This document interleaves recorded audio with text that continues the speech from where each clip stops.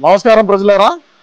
మనం ప్రతిరోజు కూడా మనం ఏదో టీవీ స్క్రీన్ల మీద ఆ వీడియోలు వేసుకొని, అదేవిధంగా గ్రీన్ మ్యాట్లో వీడియోలు చేసుకొని, సరే మనం అన్న అధికారంలో ఉన్నప్పుడు 3 రాజధానులు కడతానన్నాం. సరే 3 రాజధానులు ఏ విధంగా కట్టినాం అనేది పక్కన పెడితే, కూటమి ప్రభుత్వం అధికారంలోకి వచ్చిన తరువాత మన జగనన్న ఏదైతే ఈ బిల్డింగులు, ఇటువంటి బిల్డింగులన్నీ ఇక్కడ ఆయన ఒక వైజాగ్లోనే కట్టుకున్నారు తప్ప రాష్ట్రంలో ఉండేటువంటి రాజధాని ప్రాంతంలో ఎక్కడా కూడా కట్టినటువంటి చరిత్రలు లేవు, ఆ దాఖలాలు లేవు.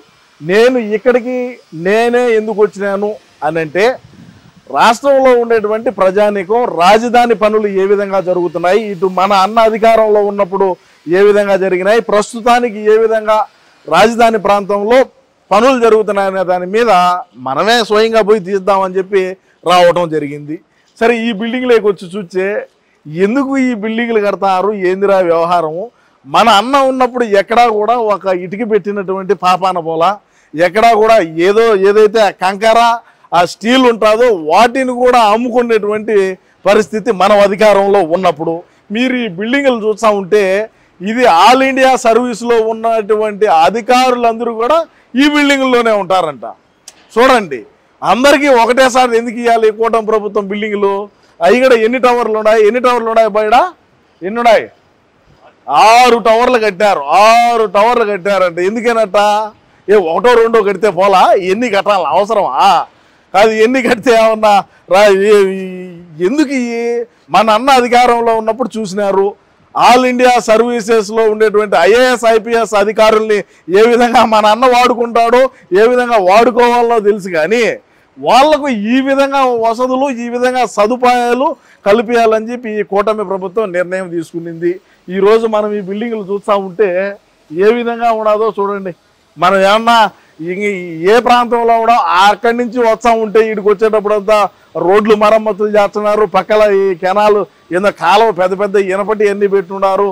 ఒక చెట్లు ఉంటే చెట్లను కూడా వాటిని కూడా ఈ క్రొక్లైన్లతో లాగితే చనిపోతాయేమోనని చెప్పి వాటినన్నిటికీ ఒక మట్టి అంతా గుట్టగా వేసి వాటితో దీంతో కుట్టి పెట్టి ఈ చెట్లను ఇంకొకసారి పెట్టేటువంటి క్రమంలో ముందుకు పోతా ఉన్నది ఈ ప్రభుత్వం.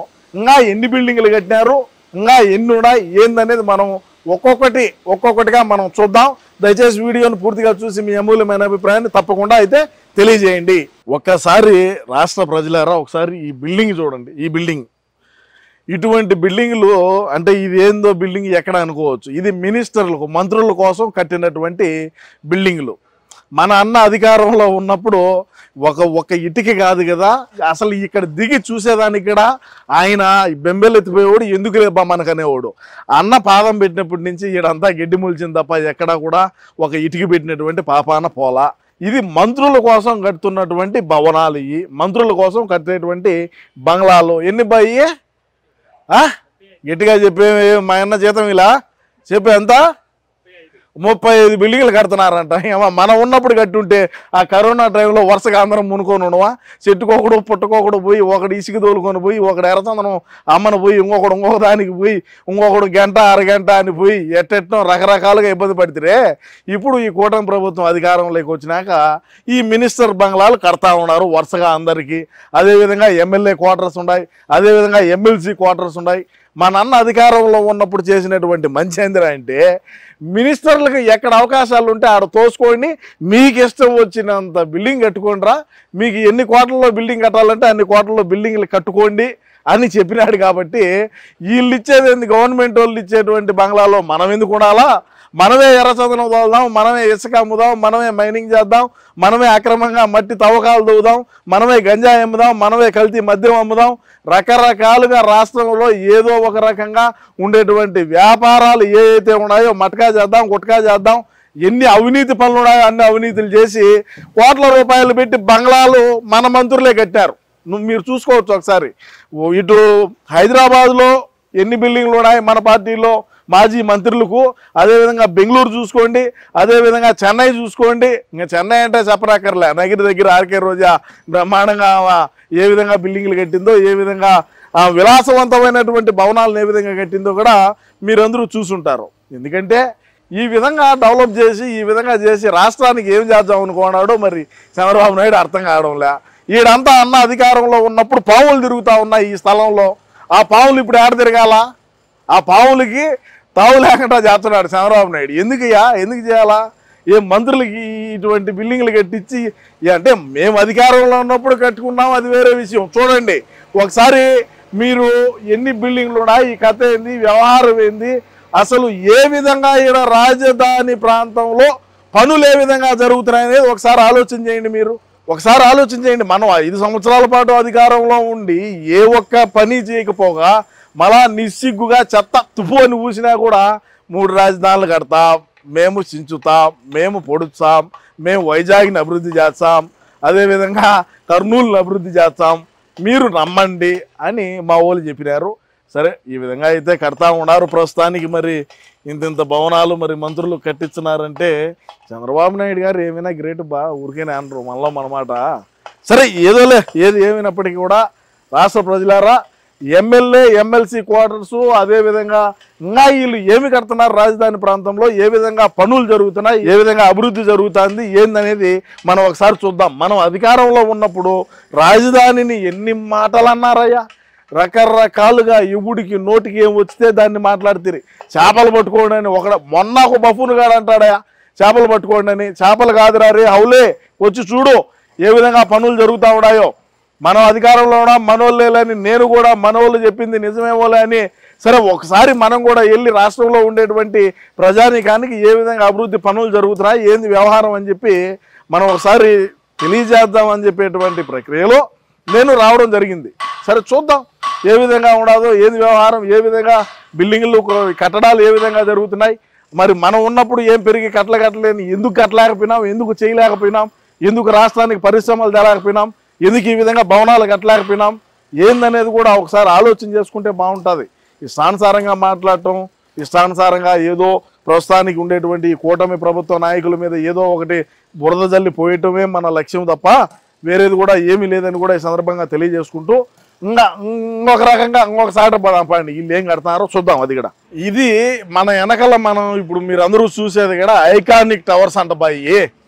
మన అన్న 5 సంవత్సరాల పాటు అధికారంలో ఉంటే 5 సంవత్సరాల పాటు నీళ్ళలోనే ఉన్నాయి. మీరు కావాలంటే చూడండి, ఆడ కలర్ కూడా మీకు ఇది కనపడతా ఉంటుంది. అక్కడ చూడండి, ఈ ఐకానిక్ టవర్స్ 5 సంవత్సరాల పాటు నీళ్ళలో ఉన్నా కూడా చంద్రబాబు నాయుడు గారు మళ్ళీ ముఖ్యమంత్రి అయిన తరువాత నీళ్ళన్నింటినీ కూడా బయటకు కొట్టి ఈ విధంగా మళ్ళా స్టార్ట్ చేశారు. ఈ ఐకానిక్ టవర్స్ని మళ్ళా వాటిని నిర్మించేటువంటి పనిలో పడినారు. మళ్ళా 5 సంవత్సరాల పాటు ఏనాడైనా సరే జగనన్న ఏ విధంగా మన రాజధాని ప్రాంతంలో ఎన్ని భవనాలు కడుతున్నారు, ఏ విధమైనటువంటి టవర్లు ఉన్నాయి, ఏ విధంగా ఏందని ఏనాడైనా కొంప ఏడా పెట్టుకున్నాడు కదా. ఈడ కొంప పెట్టుకొని ఎప్పుడు వచ్చి చూడకూడదు. చూడండి మీరు ఒకసారి, ఇటు చూపియ్యా, ఇటు చూడండి ఏ విధంగా ఈ పనులు జరుగుతున్నాయో. రాత్రింబవల్లో పనులు జరిగేటువంటి పరిస్థితి మీరు చూడండి ఒకసారి. రాజధాని ప్రాంతంలో ఎక్కడైనా ఎప్పుడైనా ఈ విధంగా పనులు జరుగున్నాయా మనం అధికారంలో ఉన్నప్పుడు? మీరు ఒకసారి చూడండి, ఎక్కడి దాకా నీళ్లు ఉన్నాయి, వాటిని ఏ విధంగా ఇప్పుడు మళ్ళా మరమ్మతులు చేసి ఎక్కడా కూడా చెక్కు చెదరకుండా 5 సంవత్సరాల పాటు నీళ్ళలో ఉన్నటువంటి పిల్లర్లు, నీళ్ళలో ఉన్నటువంటి కమ్మి, నీళ్ళలో ఉండేటువంటి ప్రాంతం ఇదంతా. ఈరోజు ఏ విధంగా పనులు మరమ్మతులు చేస్తున్నారో చూడండి. దేనికి మనం 5 సంవత్సరాల పాటు మనం అధికారంలో ఉండి ఏ ఒక్క భవనము కట్టకపోగా మళ్ళా అమరావతిని ఏ విధంగా మాటలు మాట్లాడినాం, ఏ విధమైనటువంటి పదజాలం మాట్లాడినాం, అమరావతి దేనికి రాజధాని కూడి పెడతాదా అన్నటువంటి బఫూన్లు మన పార్టీలో ఉన్నారయ్యా. ఒకరు ఇద్దరు కాదు, ఎంతమంది పేర్లు చెప్పమంటావు? ఇప్పుడు చూడండి ఈ విధంగా మరమ్మతులు చేస్తున్నారు, ఏ విధంగా పనులు చేస్తున్నారు చూడు.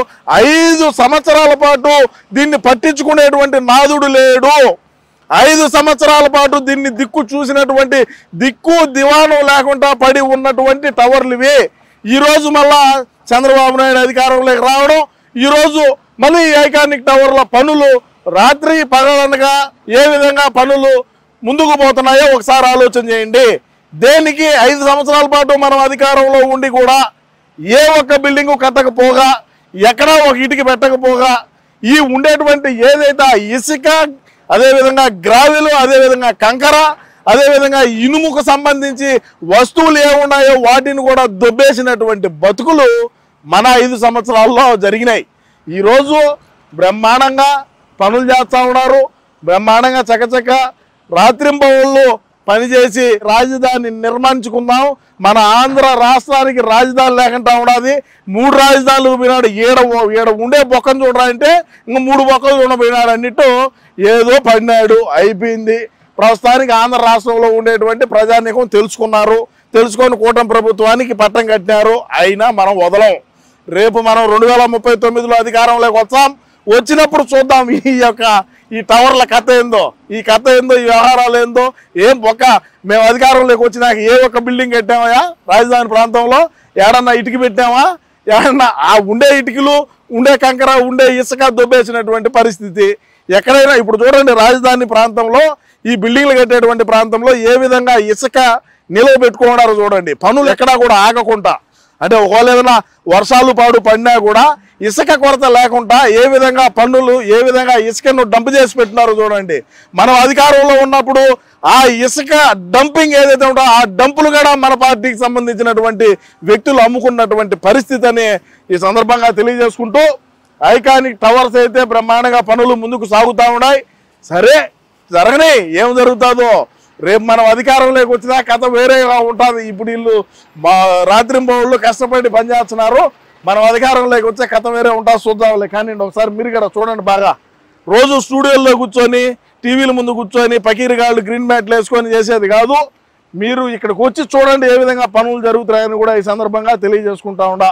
అమ్మా ఇవేందిరా సమయం, మిషన్లు ఏంది, కథ ఏంది, వ్యవహారం ఏంది, ఇదేందో అసెంబ్లీ అంట. ఇక్కడ మా ఓడి గట్టుంటే ఎంత మంచి పేరు వచ్చిండో. మన దగ్గర మంచి మంచి గనులు, మంచి మంచి గట్టిపులు అందరూ ఉన్నారే. మన దగ్గర 151 మంది ఉన్నారే. ఎటువంటి ఓడు కావాలంటే అటువంటి వాళ్ళు ఉన్నాయి.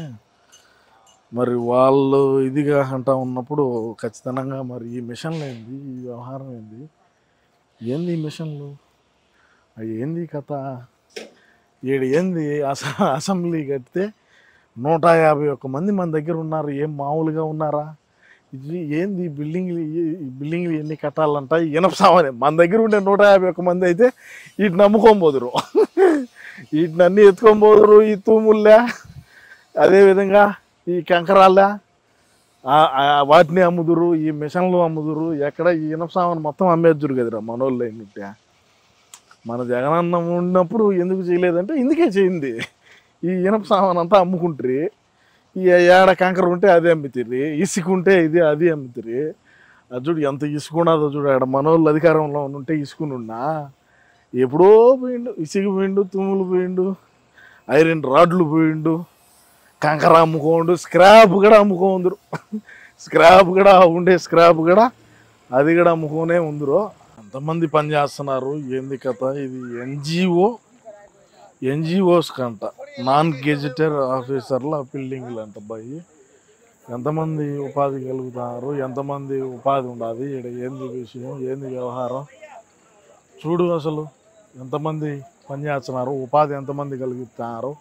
మనోడు అధికారంలో ఉన్నప్పుడు ఒక ఆఫీసర్కు ఒక బిల్డింగు కట్టకపోగా, ఏమీ చేయకపోగా చూడండి ఎంత బిల్డింగులు, ఈ కథ ఎంతమంది ఉపాధి పొందుతున్నారు, ఎంతమంది బయట రాష్ట్రాల నుంచి వచ్చి మన రాష్ట్రంలో ఉపాధి కోసం ఎంతమంది ఉన్నారు అనేది కూడా మీరు ఒకసారి ఆలోచన చేయండి ప్రజలారా. ఎందుకు మనం అధికారంలో ఉన్నప్పుడు ఏ రోజు కూడా ఏమీ చేయకపోగా మీరు ఒకసారి చూడండి బిల్డింగ్లు. ఎన్జిఓ ఆఫీసర్లకి, నాన్ గెజిటెడ్ ఆఫీసర్లకు కట్టించినటువంటి భవనాలు 21 టవర్లు ఉన్నాయి. 1, 2 కాదు, 21 టవర్లు అంటే ఆషామాషా విషయం కాదు. చంద్రబాబు నాయుడు గారు గతంలోనే కట్టినటువంటి భవనాలు. మనం అధికారంలోకి వచ్చిన తర్వాత అన్ని చెట్లు మొలిచిపోయినాయి. మళ్ళీ వీళ్ళు కూటమి ప్రభుత్వం అధికారంలోకి వచ్చిన తర్వాత వీటన్నిటిని మరమ్మతులు చేసి ఇప్పుడు ఏ విధంగా రెడీ చేస్తున్నారు అనేది కూడా ఒకసారి మీరు ఆలోచన చేసుకోండి. దేనికి మనం కట్టలేకపోయినాం, దేనికి మనం ఏమీ చేయలేకపోయినాం, మనం అధికారంలో ఉన్నప్పుడు ఏమి చేసినాం, ఏం పేరు కట్టలు కట్టినాం అనేది కూడా మీరు ఒకసారి ఆలోచన చేయండి. ఎక్కడ చూడు ఎంతమంది ఉపాధి ఎంతమందికి ఉండదో చూడండి, ఎంతమంది కార్మికులు ఉన్నారో చూడండి. దాదాపు 21 టవర్లు ఉంటే దాదాపుగా 1900 ఫ్లాట్లు పైచిలకు ఈడ ఉండేటువంటి పరిస్థితి. మనం ఎక్కడైనా సరే ఒక ఇంటికి కట్టినామా, ఒక ఇల్లు కట్టినామా, ఒక ఫ్లాట్ కట్టినామా, నాన్ గెజిటెడ్ ఆఫీసర్స్కి ఇచ్చేటువంటి బిల్డింగ్లు ఇవి. మనం ఒకరికి ఉపాధి తేలా, ఏమీ తేలా. మనం అధికారంలో ఉన్నప్పుడు పక్క రాష్ట్రాలకు పోయి బతికినటువంటి పరిస్థితి. అదే ఈరోజు కూటమి ప్రభుత్వం అధికారంలోకి వచ్చిన తర్వాత ఈ రాజధాని ప్రాంతంలో ఈ యొక్క పనులు ప్రారంభించిన తర్వాత బయట రాష్ట్రాల నుంచి ఎన్ని వందల మంది, వేల మంది, లక్షల మంది మన రాష్ట్రంలో ఏ విధంగా ఉపాధి కోసం దొరుకుతున్నారో ఒకసారి మీరు చూడండి, ఏ విధంగా ఉన్నారో. ఎక్కడా కూడా ఎందుకో మన జగనన్న మరి ఆ విధంగా చేశాడు ఆ రోజుల్లో. సరే, ఇంకా కూడా మనం చేసినటువంటి ఘనత ఉండదు, చూద్దాం ఒకసారి.